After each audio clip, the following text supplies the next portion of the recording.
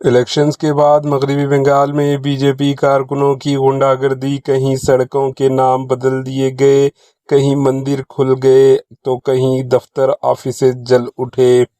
بنگال میں انتخابی رزلٹ کے بعد حالات کشیدہ ہو گئے، جہاں مختلف علاقوں میں تبدیلی اور کشیدگی کے واقعات سامنے آ رہے ہیں۔ کولکتہ میں مبینہ طور پر Bharatiya Janata party B J پی کے کارکنوں نے ایک سڑک کا نام تبدیل کر دیا۔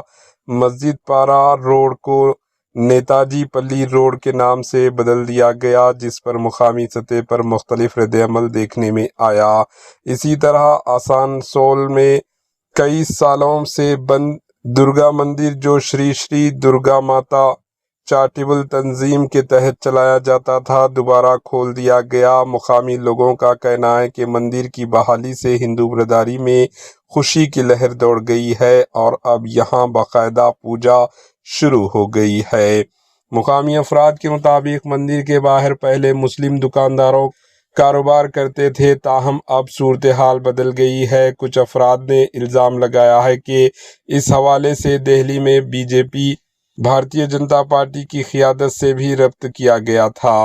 دوسری جانب ریاست میں رزلٹ کے بعد تشدد کے واقعات بھی رپورٹ ہوئے ہیں۔ مختلف علاقوں میں T M C Trinamool Congress کے آفیسز کو نقصان پہنچایا جانے اور آگ لگائے جانے کے الزامات سامنے آئے۔ T M C Trinamool Congress کے لیڈر جہانگیر خان نے فالتا واقع دفتر میں مبینہ طور پر بی جے پی کے کارکنوں نے قبضہ کر لیا۔ پارٹی آفس کی توڑ پھوڑ اور کشیدگی کے بعد سیاسی ماحول مزید گرم ہو گیا۔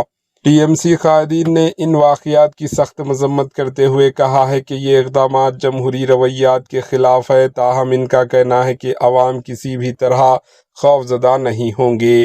Bureau report, H news.